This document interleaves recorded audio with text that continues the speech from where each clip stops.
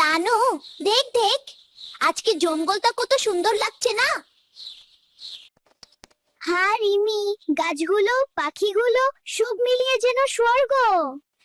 রিমি, জানিস এই বনটা শুধু সুন্দর না, আমাদের বাঁচার জন্য খুব দরকারি। তানু, সত্যি বন তো শুধু গাছ আর প্রাণী, এর চেয়ে বেশি কি? বন আমাদের শ্বাস নেয়ার জন্য অক্সিজেন দেয়, বৃষ্টি আনে, মাটি আর নদীকে রক্ষা করে। ও, মানে গাছ না থাকলে তো আমরা ঠিকমতো শ্বাসই নিতে পারতাম না। আর বনের বন্যপ্রাণী আছে বলে বনটা জীবন্ত থাকে, নালে সব ফাঁকা হয়ে যাবে। বন্যপ্রাণী না থাকলে কি হবে রিমি? রিমি, অনেক প্রাণী পোকামাকড় খেয়ে এখন গাছ নয়, সব মিলিয়ে তো জীববন। তাহলে জীববৈচিত্র্য মানে সব গাছ, প্রাণী আর ছোট বড় সবজীব মিলে একটা বড় পরিবার।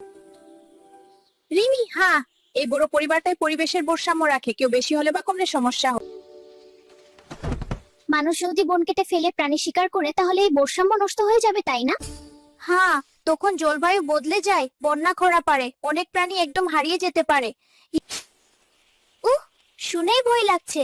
আমরা তাহলে বনের বন্যপ্রাণীকে কিভাবে বাঁচাতে পারি? প্রথমত, অকারণে গাছ কাটা যাবে না, বরং সবাইকে নিয়ে বেশি বেশি গাছ লাগাতে হবে। আর বন্যপ্রাণীকে কষ্ট দেওয়া, শিকার করা, বাসা নষ্ট করা একদম বন্ধ করতে হবে। আমরা যদি সবাই মিলে বন রক্ষা করি তাহলে তো আমাদের ভবিষ্যৎ নিরাপদ থাকবে। ঠিক তাই, সুস্থ বন মানে সুস্থ বন্যপ্রাণী, মানে সুস্থ পরিবেশ।